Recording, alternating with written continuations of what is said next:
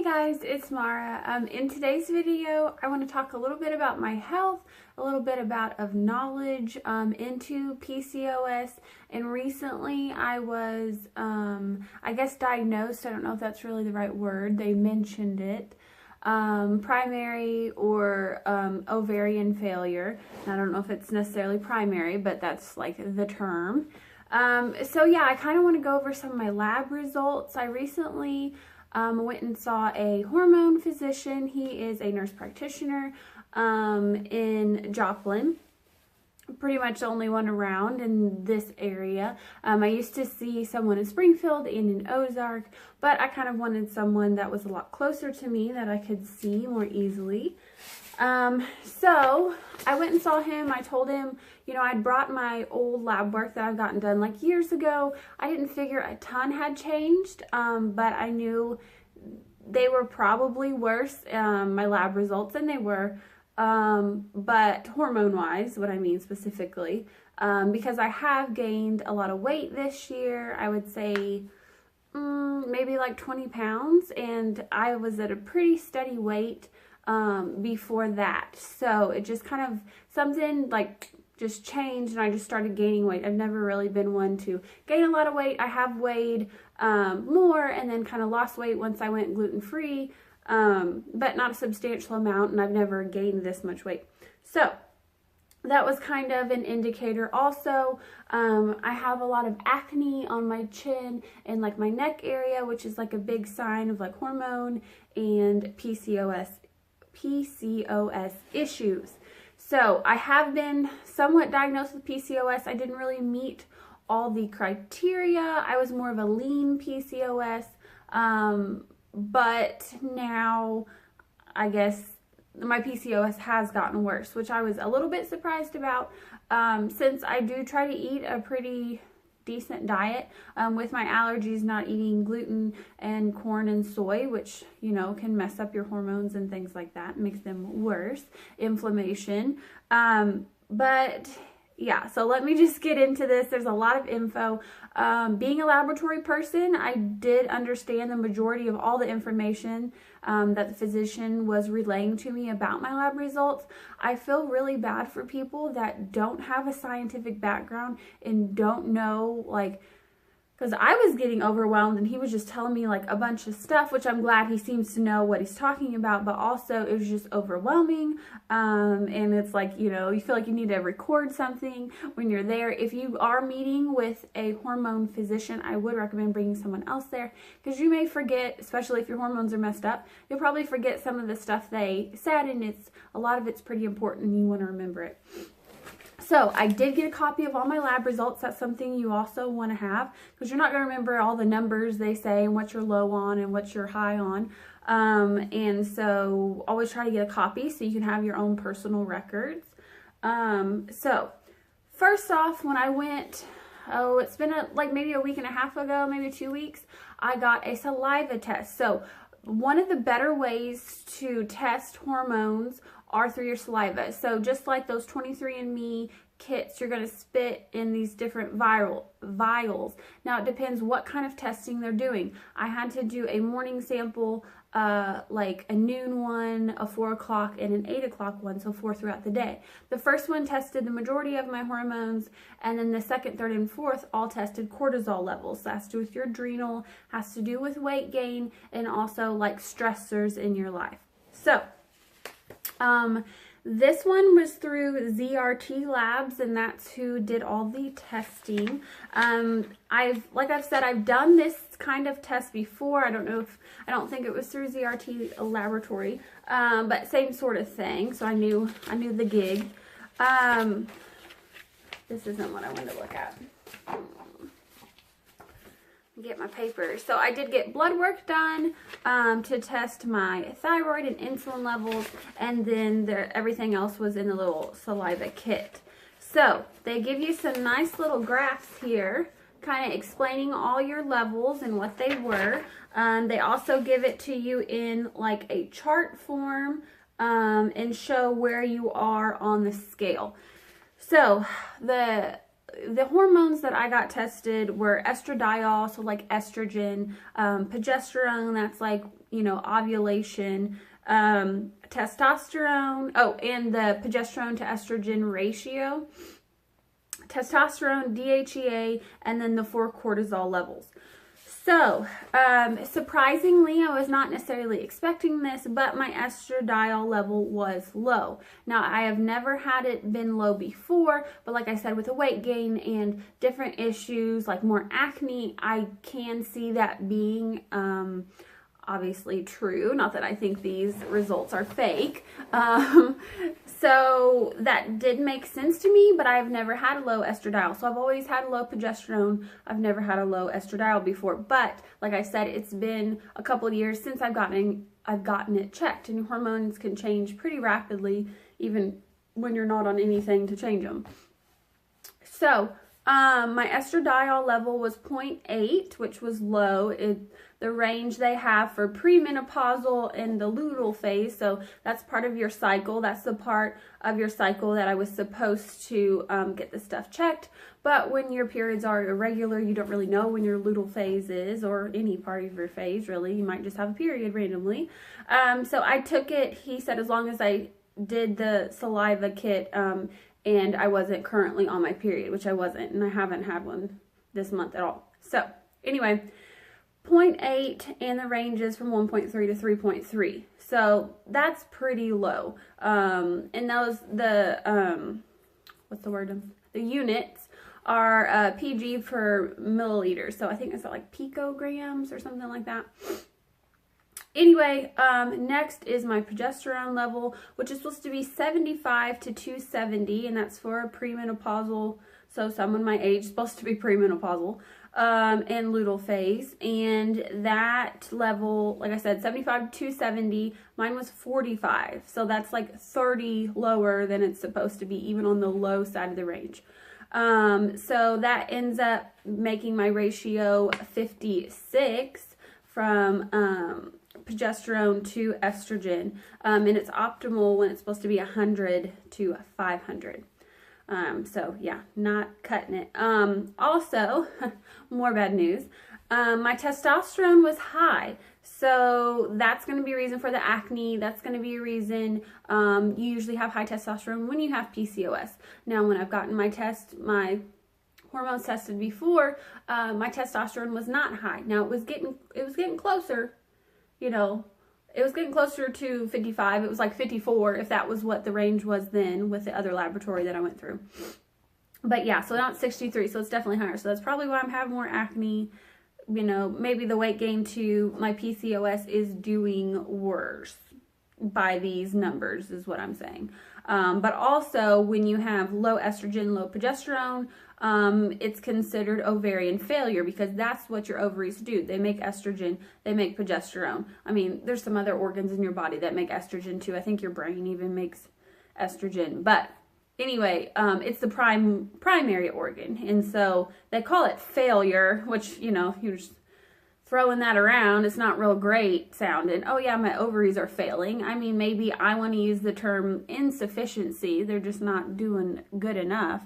But yeah, that's the term, and that's the term he used when we were going over my lab results. This was yesterday. It feels like forever ago already, but it was yesterday. My DHEA is supposed to be 2 to 23 nanograms per milliliter, and that's dependent on age. Kind of in the graph, it shows you, like, as age is on the bottom, it shows you the number and like kind of how it ebbs and flows throughout as you get older. But it's supposed to be 2 to 23, and mine was 8.6. So, you know, not terrible, not bad, but he did prescribe me an estradiol, like an estrogen cream. Now, I've never used a cream before. I've never needed to use a cream before because my estrogen was always okay. So he did put some DHEA in there, but I don't need testosterone. I don't really need, you know, that kind of, like the male hormones. DHEA is more of like somewhat of like a male hormone. Next, I want to talk about my cortisol levels. So when you get up in the morning, your cortisol should be the highest. And then it kind of, you know, goes, you know, through the day, you're going to have a slump. And then when you go to bed, your cortisol is going to be lower because you're not need to be up and going. You're trying to sleep. So, the morning cortisol level should be 3.7 to 9.5, and mine was actually 9.1, so it's on the higher end of the range. Now, sometimes your cortisol levels can look fine, but you can still have adrenal fatigue in that your body is trying so hard and pumping your adrenals so much to get it up to that level. And there's some more info. I like how this report kind of gives you more background and kind of talks about your lab results instead of just, you know, here they are and expecting your doctor to talk about them, which mine did, or my nurse practitioner. So anyway, that's a little bit on the upper side of the range. And then my noon one was 2.3 and the range is 1.2 to 3.0. And then evening is supposed to be 0.6 to 1.9, and mine was 0.9, so it starts to get toward the lower side of the range. I started up at the higher side, and then I start getting to the lower side. And then at my nighttime one is supposed to be from 0.4 to 1, and mine was 0.5, so pretty close to the low side of the range. So I start up on the higher, and then I just kind of crash, which I guess is more of a sign of adrenal fatigue. Like you're like up, and then you're like, you know, boom, it's time for nap. So yeah, that is my saliva hormone results. And let's see, and here's the nice little graphs. Let me see if I can cut my name off there. So here's your saliva estradiol. I am almost 30. I'm down here, and that's when you're in your, what, like 15 to about 50 is when your estradiol level should be the highest, and that's kind of the range.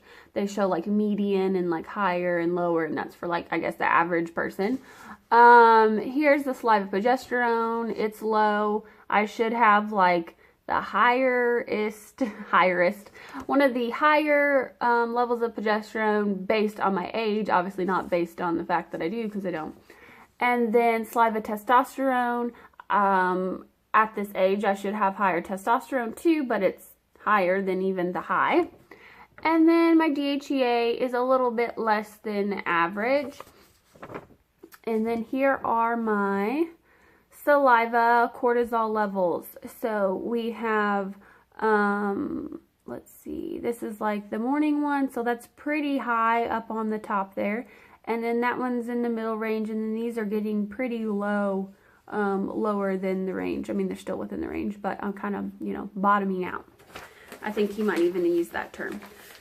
So that's pretty much my saliva results. Also, when you turned in the kit, they had like a symptom checklist, things that you kind of have issues with, and then it gives you your results of what you said, and then your symptom categories, and based on your results, what symptoms kind of match up with what you actually have going on. So I marked like 35% of the symptoms that relate to like high androgens, like testosterone, DHEA, which I do have high testosterone. And I marked 38% of low cortisol, even though technically I don't really have low cortisol. I don't have optimal cortisol, especially at nighttime. And I marked, let's see, 25% of the symptoms that have to do with estrogen and progesterone deficiency, even though I definitely have one of those. So I find that a little bit interesting. I'm not sure all the symptoms of estrogen and progesterone deficiencies. I know I do have some of them, but, you know, some of them may not all be on the list that I marked, or not think I really have it, but I may do. Who knows? Let's see, what else did I want to show you guys? Oh, I want to talk to you about my blood results. So a lot of issues, hormone issues, are related to your thyroid. They kind of go hand in hand. And I find it interesting that even though I've gotten my thyroid checked semi-regularly, I just had it checked maybe 2 months ago before we went to Hawaii. I got it checked. A physician that I still work with. I went and saw her with the hospital I work at, and she ordered a TSH, and I think my level was like 2.9, but before that in a year, it'd really been in like the 1 to 2 range, which I think for me is pretty good. I wasn't on any medication. Now, before that, I have had it in the 3 range. I've even had it up to a 5, which is obviously not optimal and also higher than you want it. And by higher, I mean hypothyroid. So a high TSH means your body is trying to produce more of that thyroid stimulating hormone to stimulate your thyroid because it's actually underproducing. So it's the opposite of what you think it is. So a high TSH is actually you have a low thyroid.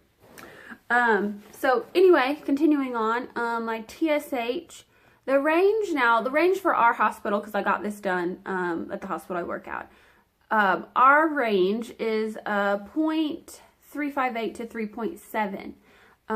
40. So mine actually was 3.676. So I have noticed that even within 2 months, my thyroid's gone, not being on any medication, my thyroid's gone from like 2.9 to 3.6, which is, you know, a pretty big jump for no reason. So I feel like my hormones are just like crapping out. Like this year, they've just been getting worse and worse and worse. And it's just like as you age, if you already have these things, I feel like mine started at a pretty young age. I never had regular periods. I may had one like every 3 months. And that was just kind of the gig until I got on birth control. And that, you know, fake regulated me. Don't get me started on my soapbox.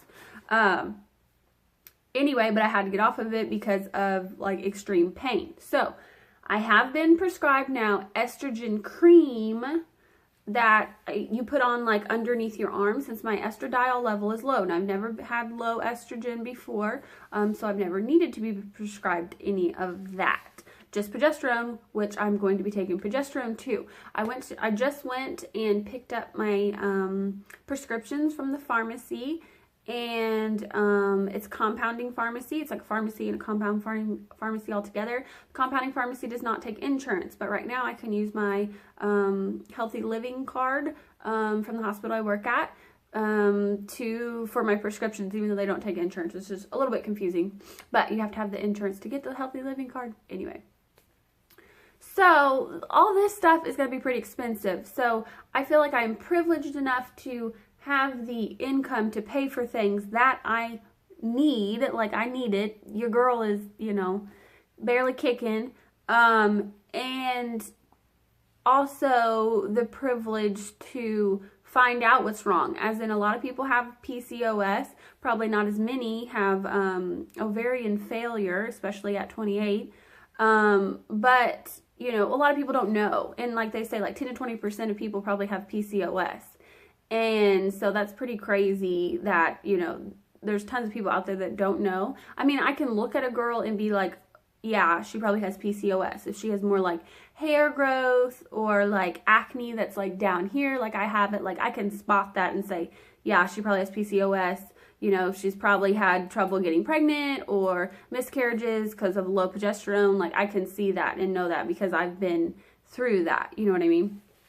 Anyway, I'm getting sidetracked. But estrogen, that's new to me, so we're going to hopefully hope that goes okay. The ladies, like, have you ever been on hormones before? I said, yes, I've been on progesterone orally, never any kind of cream thing. So you put it under your arm where your skin is thinner, so that way it gets absorbed. And you don't want to, like, rub around on your husband because they don't need the estrogen. But, so this comes in a little pump, and the pump, I think she said 2 pumps. Yeah, 2 pumps, it is 1 ml, and so you rub that in. You really want to get blood flow, circulation, so your body absorbs it. But you can react similarly to how you reacted on birth control, which besides the pain and hip joint pain that I had there at the end, or probably for the last like year I was on it, my skin was great, you know. We were thriving, but the pain was so bad, that's why I got off of it. So I'm hoping with this, that this bio-identical estrogen stuff, my body's not going to react the same as it did to the fake, like, birth control type of estrogen, or estrol, whatever it's called. So, I put that on, let's see, once a day, I believe. And now, like I said earlier, it does have a little bit of DHEA in it, and it has a little bio whatever estrogen. Okay, so that's what this is, little pump guy. Because at first I was like, am I gonna have to like syringe it out, like to get a mill? I didn't even know what kind of thing they had going on. There's a lot of different forms of estrogen, you know. I guess there's like I don't know if there's a pill form besides like the birth control pill, you know. There's probably a pill form, but this cream for estrogen seems to be pretty popular. There's of course, like up your hootie hoo business that way. But anyway, also he did prescribe me some Armor, which is thyroid medication, which I have been on thyroid medication before, but my thyroid is really doing a lot better, and just recently it's gotten worse, and I think that has to do with a little bit of the weight gain too. If you want to, you can check out some of my other videos. I have talked about thyroid and like what to eat and how to promote good thyroid function. So my T4 level was 1, which our range is 0.76 to 1.46, so, you know, semi in the range there. And then my free T3 was 2.87, range is 2.18 to 3.98. So, you know, semi in the range there as well. However, with this physician, he likes the T3 to be like over like 4, and that's what I've seen with a lot of more holistic physicians and less Western medicine physicians who just like go off the range.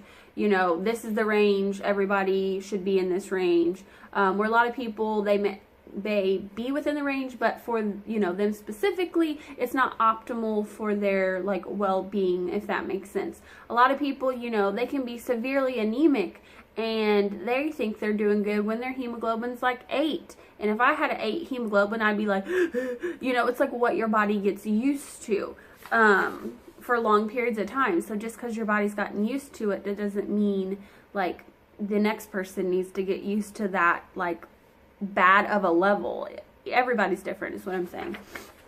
So my insulin level was actually okay, which is usually another indicator of PCOS. When you have high insulin, because it's insulin resistance, your body is not reacting to the insulin.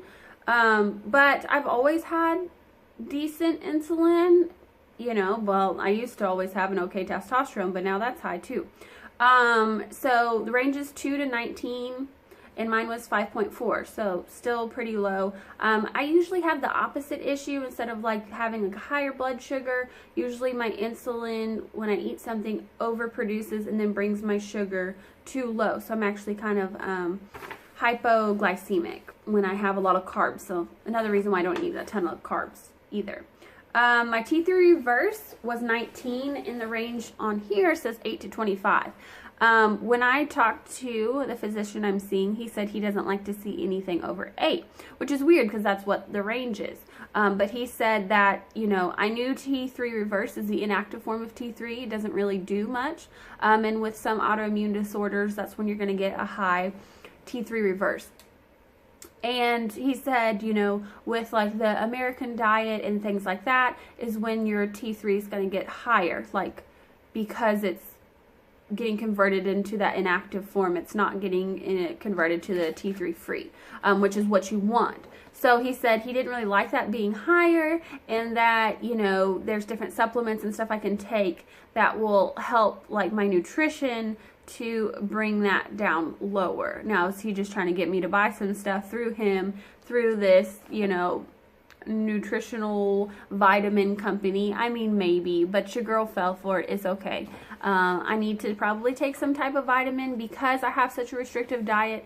I feel like I don't get maybe the right nutrients that I need. I know I've been tested before. My zinc's been low because I don't really like fish, and I don't really eat fortified goods because most fortified goods are not gluten-free. You know, they got wheat in it. It's your, you know, your cereals and your grains and stuff like that. So, because he wants my TSH, and like I've said, other physicians have told me this before as well, you know, they like to see it in like the 1 range or like a little bit lower than 1. for most people, that's what they, you know, feel good with. You don't want to make it so low, high, that you're like jacked up and you're having like heart palpitations and, you know, you can't sleep and stuff like that. So you want to kind of watch that, but it is better to have more energy. And obviously that's the whole point of a lot of this, is to have more energy. Now, when I got my Armour, which is a type of thyroid medication, I have been prescribed it before. He did prescribe a lot higher strength than I've ever taken before. I don't remember, I think maybe it was like 1 grain, so many milligrams. They also go by like grains or half grains. That's just the measurement they use. And this is actually a 2 grain, which I was like, does your girl need this much? We're going to find out. So what he wants to do is start me on this and then recheck my levels and see if, you know, I need more T3 or T4, because in this, you know, Armour, they set up, it's like 3-to-1 T4 to T3 or something like that, because your, you know, your T4 gets converted to your T3 if things are going the right way. But he says he also likes to compound the thyroid medication, because, you know, you want your levels to be, not every person is going to be exactly what these levels are already made up. You know, some people might need more T4, some people might need less T4. And so that's the benefit of having compounds. You can kind of get what you want for each specific person. So this one was actually pretty expensive. It was like $42. And the estrogen cream was $45. Good thing I still got some money on my card left. But it is 2 grains, so obviously when you get a higher dosage, it's going to be more expensive. And it was going to be 50 something, and then I used my insurance and only brought it down to 42. Now next time I go, I may use GoodRx, which I'll link down below. Instead of using your insurance, sometimes GoodRx is cheaper. And if you don't have any insurance, I strongly recommend going to GoodRx. You can get a little card, and it's like insurance card, but you don't have to pay for it. Like, I don't know how they do it, but like, I've even, like, my mom knows about it, and she's used it before. When you have really expensive prescriptions, you can go in, enter the dosage you're going to have, the name of it, if it's like generic or not, and then they'll tell you, if you use their card, how much it's going to be at like Walgreens, Walmart, so you can figure out like the cheapest place to go as well. And even if you don't use their card, like just the flat out price. So I love GoodRx. I've used that before when I had gotten progesterone through the pharmacy instead of the mail order thing, which is what I'm doing this time, which I've done before. And because my progesterone was going to be like $100, and I think even with insurance, they weren't going to take anything off of it because it was like a specialty type of prescription. And then through GoodRx, I think I got it down to like 70, so it saved me like $30 every time. So that was really awesome. So sometimes GoodRx is even better than insurance. So I always say check that out. I should have checked it out this time, but I didn't even think the Armour was going to be $43. I feel like before it's been like 10, 15 maybe. So I was like, whatever, you know. But 43, I'm definitely going to check GoodRx next time for next month when I get my new prescription. So anyway, a lot of rambling. If you guys have any questions, comment down below. He also talked about, you know, once I get a couple periods going good, about starting on like metformin that helps with like fertility. He also talked about, oh crap, what's the other one called? It's what makes you ovulate. Clomid. It can help make you ovulate, and you start at a low dose and then you increase the dose each month until hopefully you get pregnant. And that's a lot of like, you know, people do that with like in vitro and like all that fertility, like that's the steps they go through. But first I really need to get my estrogen level up, my progesterone up, and to have a couple regular cycles before you want to start that, because then if you're not, you're just asking for trouble. But yeah, thank you guys for watching. Like I said, if you have any questions, I know I kind of ramble. That's what I do. I feel like, you know, my hormones are off, so my brain isn't always kicking real great, but I'm trying to get everything out that I wanted to say. So yeah, comment down below if you have any questions. I will try to answer them, or if not, maybe find some resources to help you guys in answering your questions, and I will see you guys later. Bye.